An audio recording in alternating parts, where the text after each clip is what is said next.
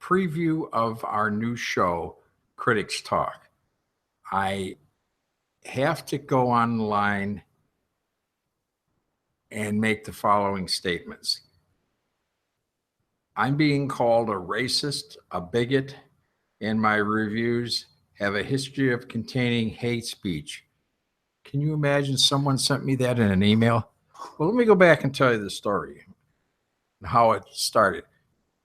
I put a request in to see Route 66's show to Steph Tovar, the artistic director, and I believe he's an actor in the show. And he responded by saying that I am not going to be allowed to come to his show or to receive a comp to his show because he signed a petition by the alliance, the one that was going after Hetty Weiss, and that therefore he couldn't honor. He's going to go along with the petition he signed. So I answered him saying, well, how does that affect me? I'm not Hetty Weiss. And then I called him on his cell phone, and he told me, oh, yes. He said, the petition deals with Hetty Weiss and you, Tom Williams. And I said, really? I found that amazing. And he says, yeah, take it up with the alliance. So I did. And here's what I found out, that it wasn't true, that the petition had to do with not giving Hetty Weiss comp tickets to the shows. I'll not comment on that. I'm a friend of Hetty's, and I have backed her all the way. But as far as it contains to me, I'm not involved in that. So they answered in writing when I went on their Facebook page. And on Chicago Critic, by the way, I have the streams of all the emails that I'm talking about now. You can read them. Okay. In their response, they said they don't contain a list, and the petition only had to do with Hetty. So I said, okay. So I replied to Steph. I said, well, you're not dishonoring your petition because I'm not involved in it. They don't have any lists. And therefore, let me come see your show, review your show. And I wanted to offer him an interview for my new Critics Talk TV show. That this is actually the first preview broadcast that we're having. And he gave an amazing answer to me in an email that is on the site. He said that in the spirit that they're not going to offer me a comp because in the spirit of what the alliance is trying to do, they're not going to give tickets to any reviewer who is a racist, a bigot, and that my reviews have a history of containing hate speech, whatever that is. And he put that in writing. So this, you can imagine, got me absolutely upset.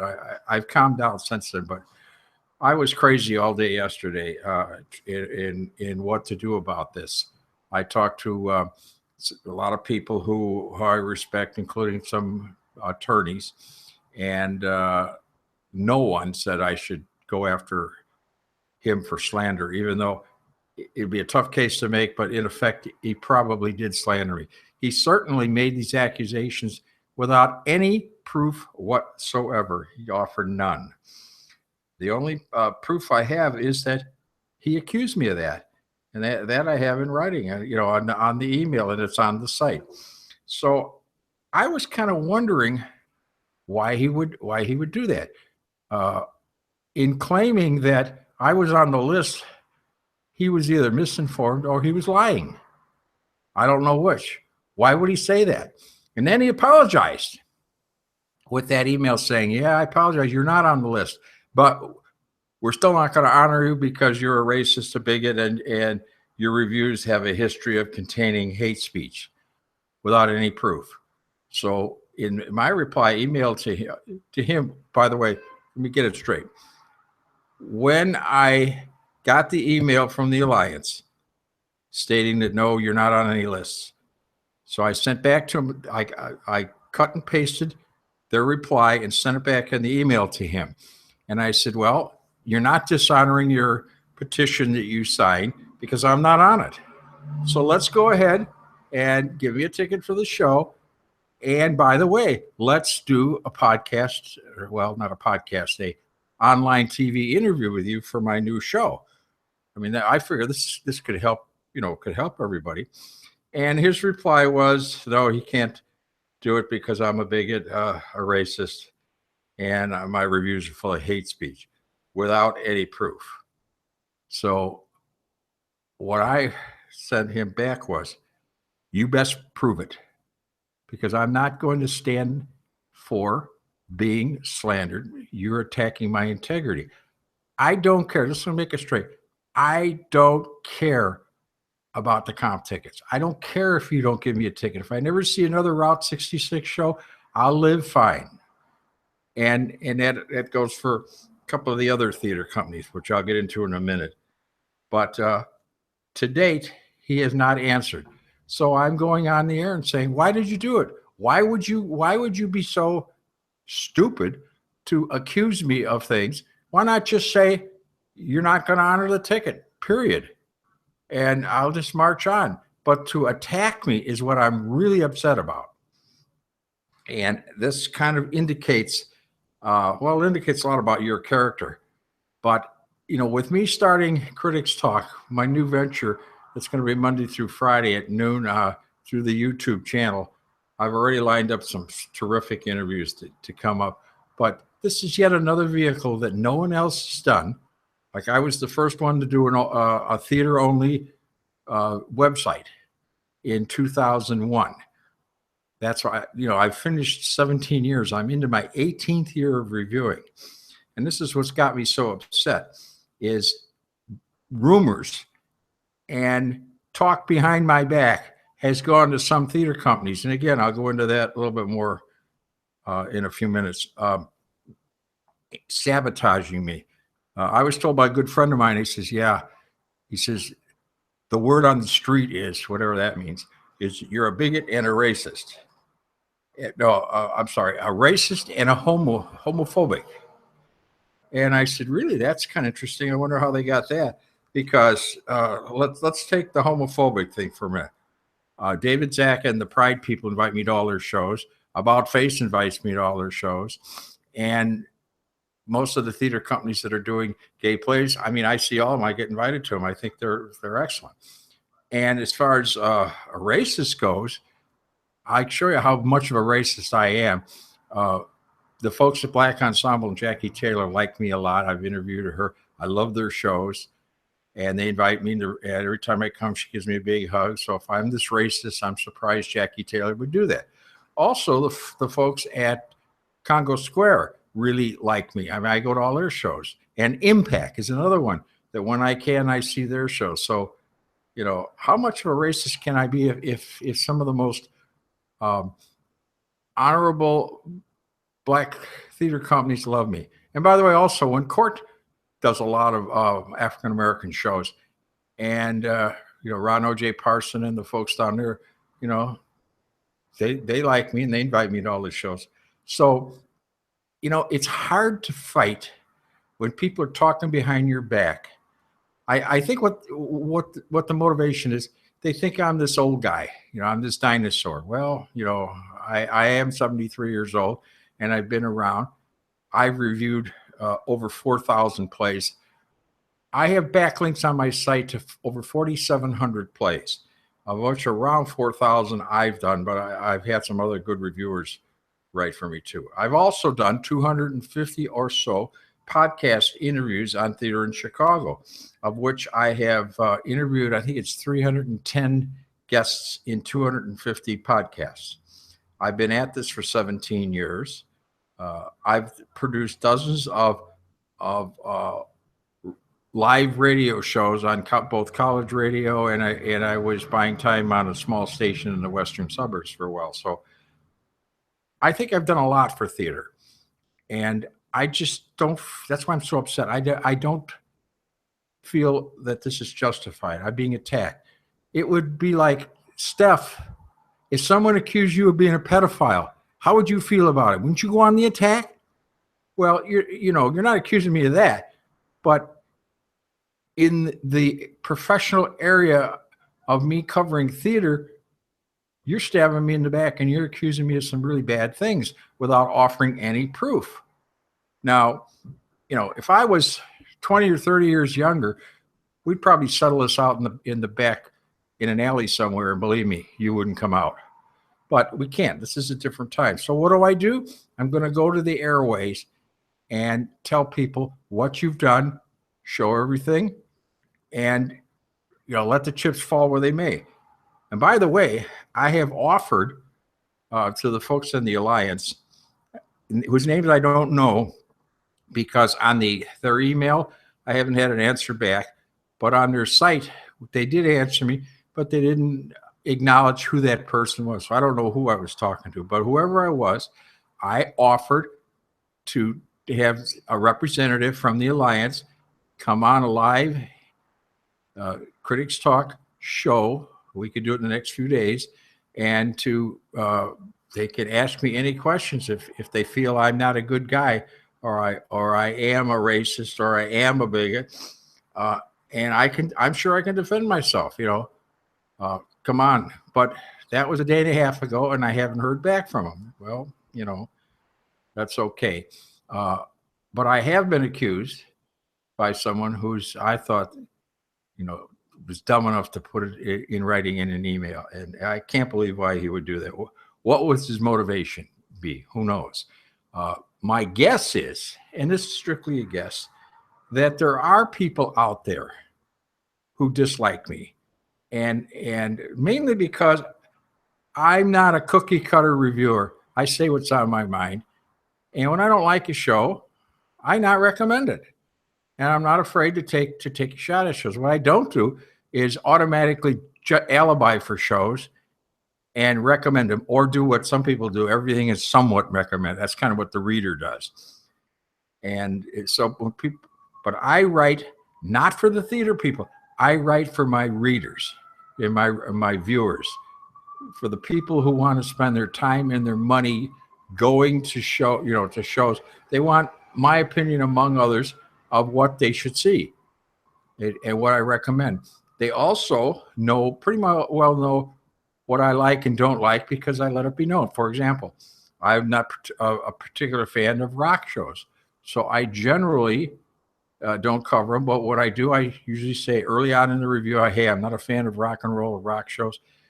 But in this case, the production was pretty good. And, so I recommended rock shows, because if it's a legitimate production that has a legitimate audience, who am I to say, just because I don't happen to like rock shows, that isn't a pretty good rock show. So people know what I stand for, and they take it accordingly. But there is I guess, a group of folks. I understand that they're a lot younger who think I'm a bad guy. I think that not only because I'm white, but because I'm a dinosaur, because I'm older.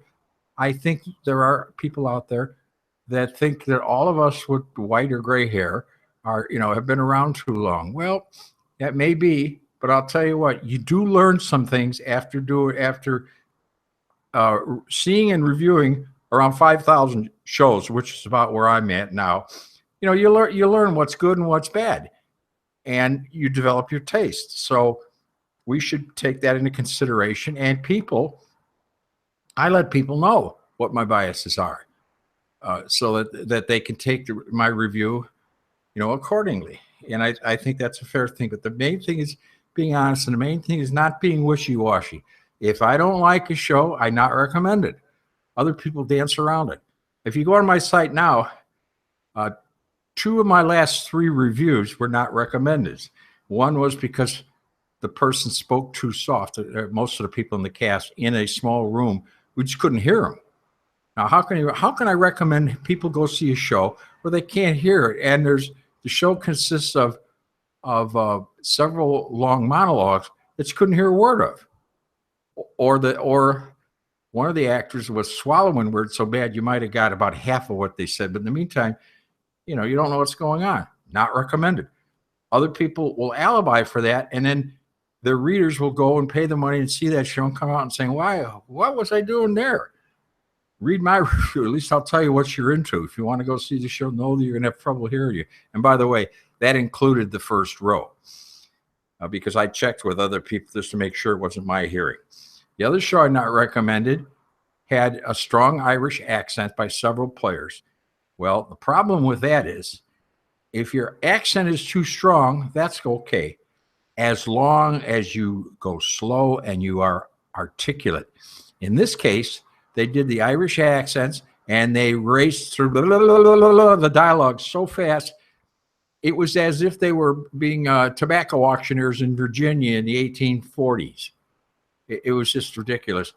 And it was a complex show. So when 4 or 5 of the people are racing through the dialogue with a strong accent, after a while you shake your head. You just don't know what's going on.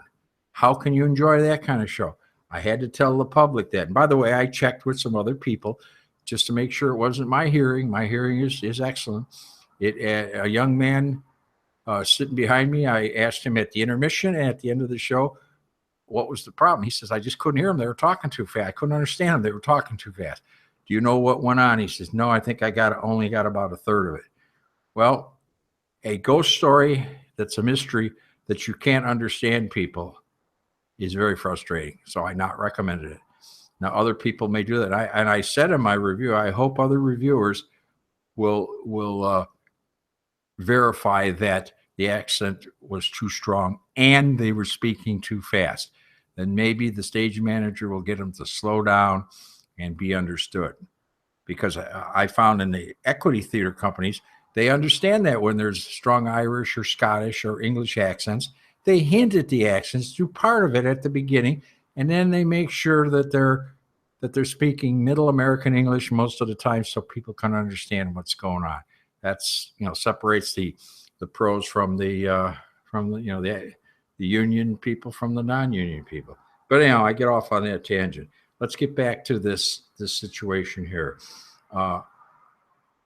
After all of these shows, what am I to do? Well, let's talk about some of the other companies that have taken tickets away from me that I don't have no clue to why they did that. One is Jackalope Theater. Another one is Steep. And here's the thing with Steep. I was one of the first reviewers to cover them when they started out right by the Sheridan stop of the Red Line in a small storefront. I don't know if I was before Chris Jones or after him, but Chris Jones and I were the ones that discovered Steep. And I have covered dozens of their shows, probably around 60, 70, somewhere. I don't know, I have the exact count. But then all of a sudden last year, this all started a year ago, the managing director said to me, I put in for whatever their current show is, like I've done for 15 years or so they've been around. And all of a sudden, I'm no longer on their list.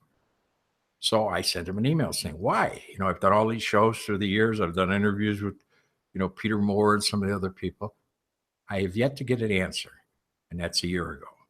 So the ATC is another one with the new artistic director. I was dropped from their list. And then the one that really got me was Steppenwolf.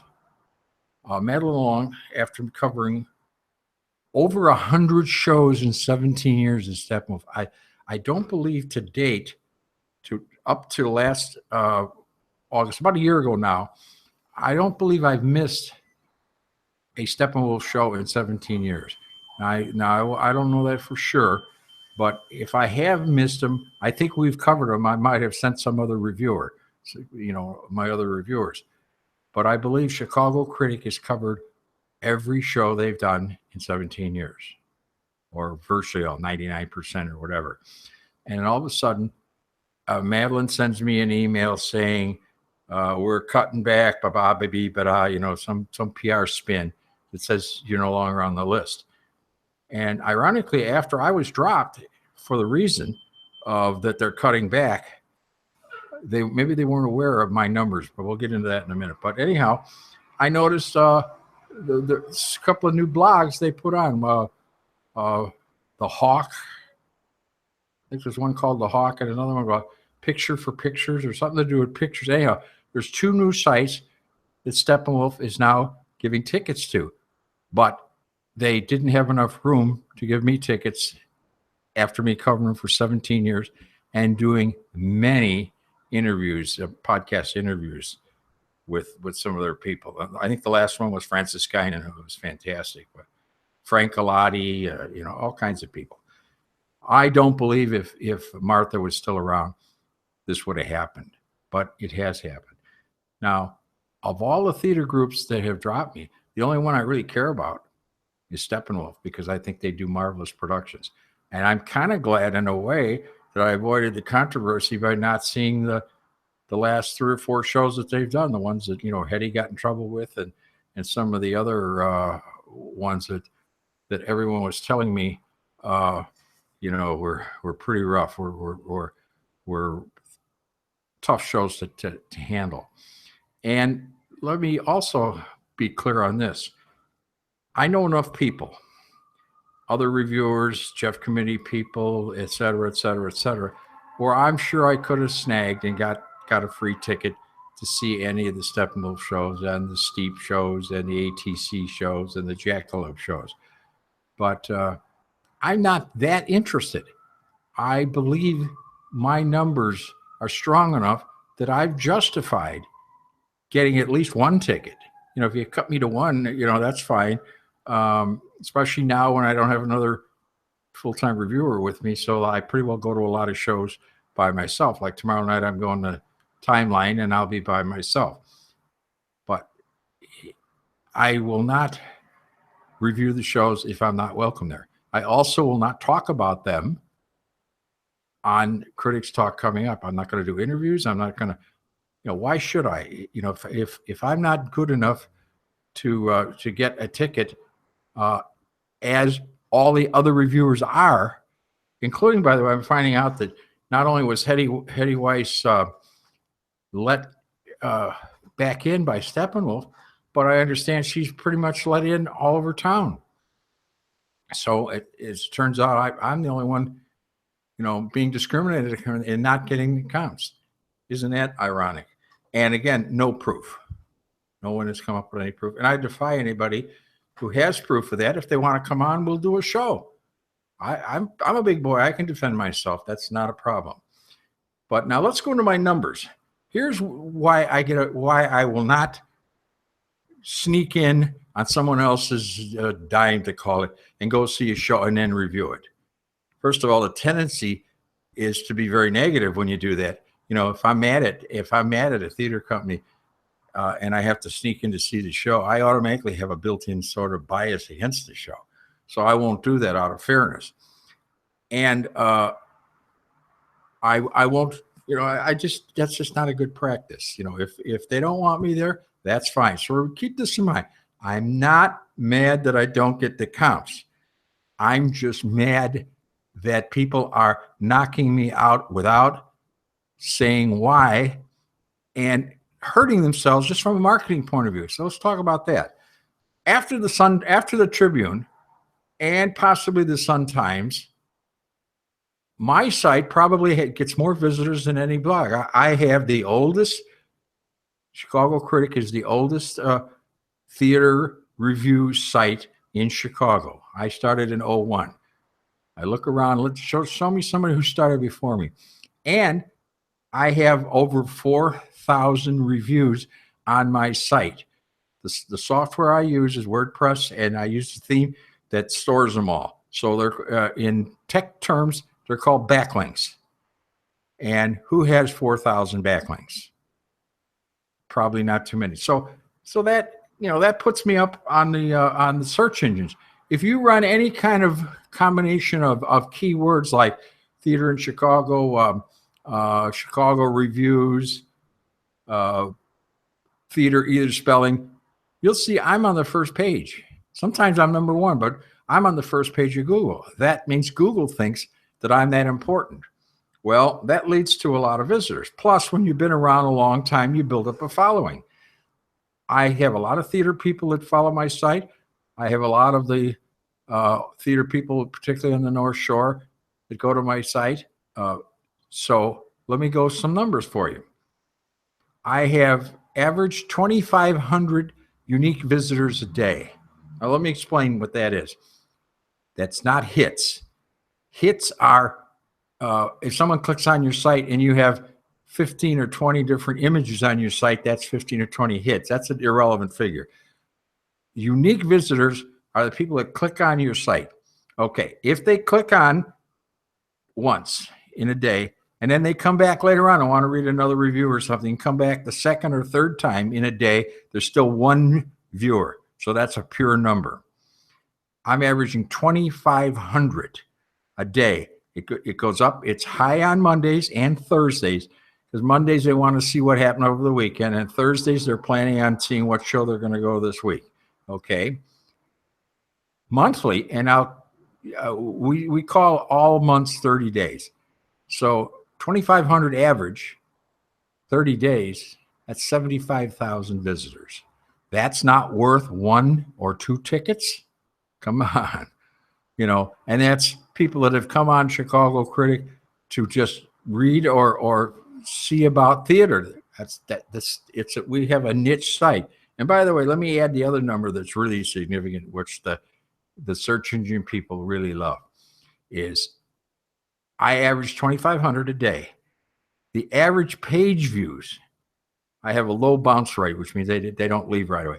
I average 5.2 pages per visit, which means if the average person clicks on my site, they stay long enough to click on 5 other pages. So they're reading my reviews.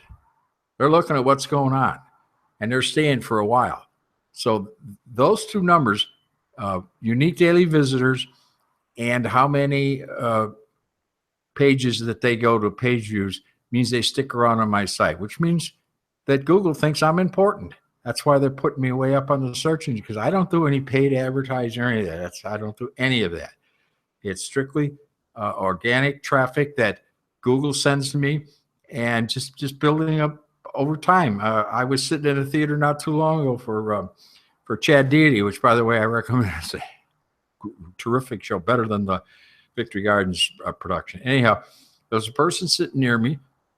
I looked over, and they were reading one of my reviews on their smartphone, which I thought was pretty cool. They didn't know who I was, but I knew that was my site. So that's nice to see.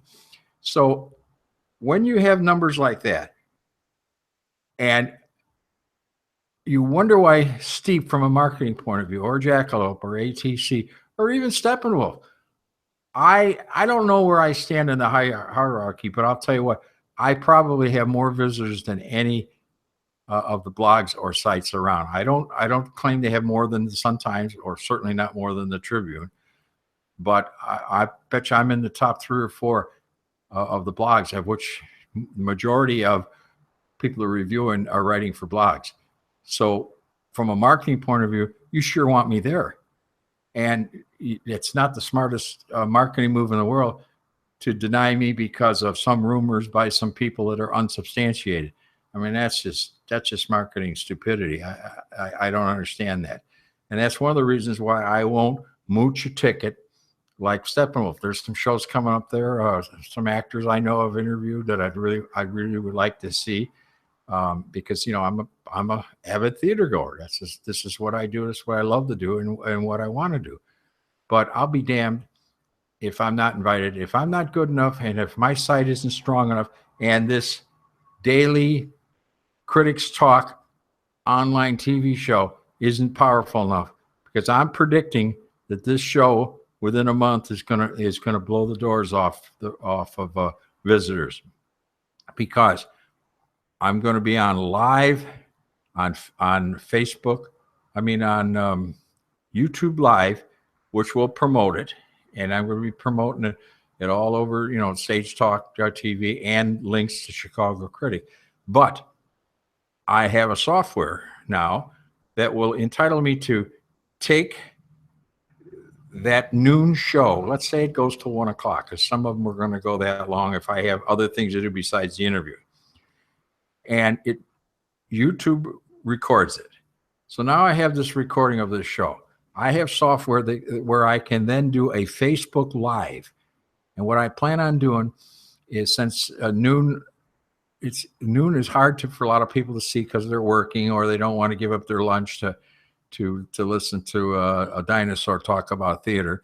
So what we've decided to do with this software, I can schedule and I can do a Facebook Live rebroadcast of my show that Facebook treats as a live feed, which they give preference. You go on your Facebook, you'll always see something with the little red symbol that says live. You don't know if they're actually live or if they're a rebroadcast like I'm going to do, because there's the software out to do that.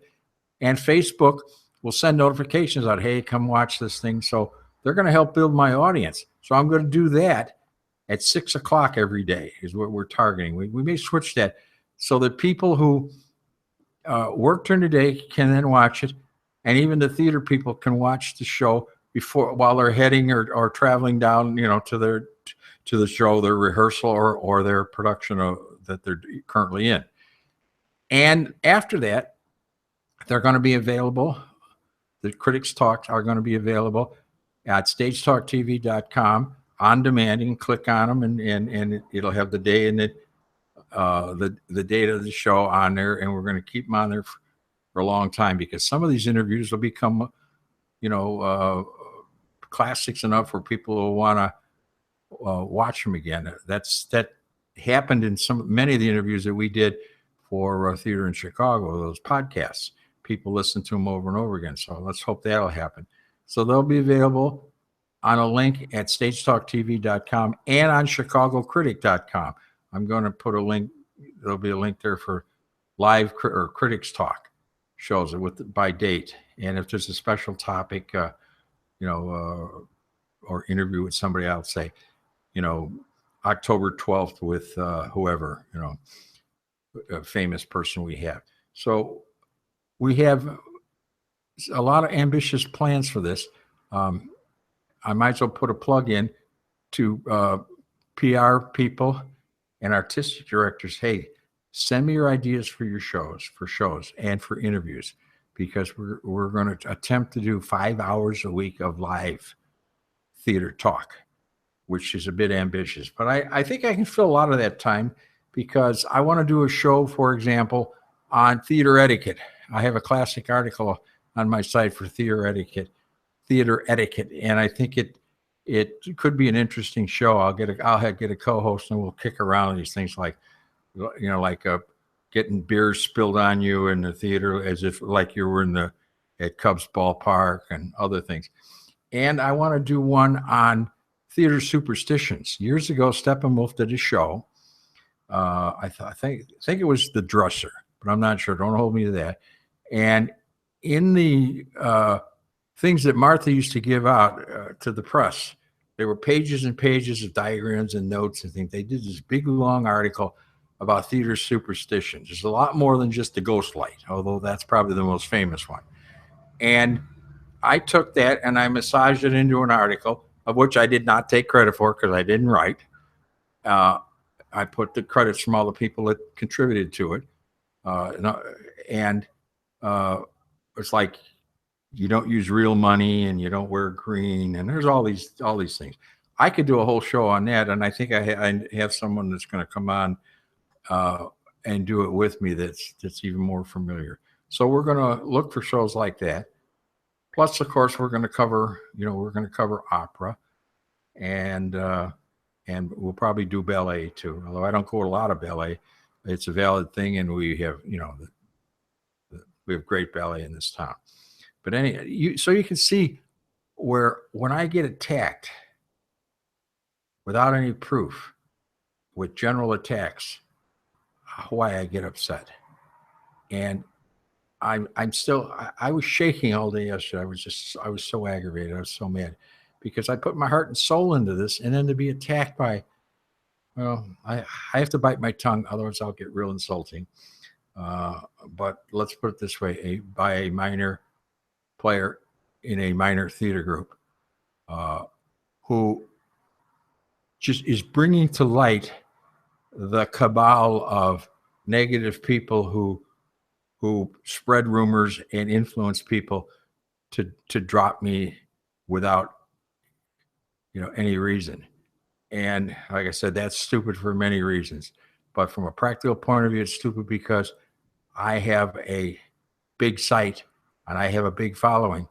And if Critics Talk does a tenth of what its potential is, they're going to woo the day that they knock me out because I can help put butts in the seats. And so, am I so bad? I'm not sure. I would like your feedback. Go to my site or contact me at Tom@Chicago Critics. Send me an email. I took down the comment section. Yeah, I have a WordPress site, but I took down the comment section a long time ago because it was getting too filled with spam or just stupid comments. I go on the site, and if I did a controversial review because I didn't like a show, I might have 80 or 90 people respond with base insults. Go to hell. I hope you die and stuff like that. Who needs to hear that? I like to stay positive, but I am interested in your feedback and your show ideas. So Tom@chicagocritic.com. Send me that, and I'll listen to it. And be sure and be ready for September 4th. I know it's Labor Day at noon. I'm going to be live. I'm going to have on Chicago Critic and StageTalkTV.com. I'm going to have links all over the place for people to watch it, and we'll go from there. And let me sign off by something I used to do in my podcasts until I just sort of forgot it. And I used to do on my live radio shows. At the end, I would say, thank you for listening, folks. Or in this case, thank you for watching. And remember, go see a play this week.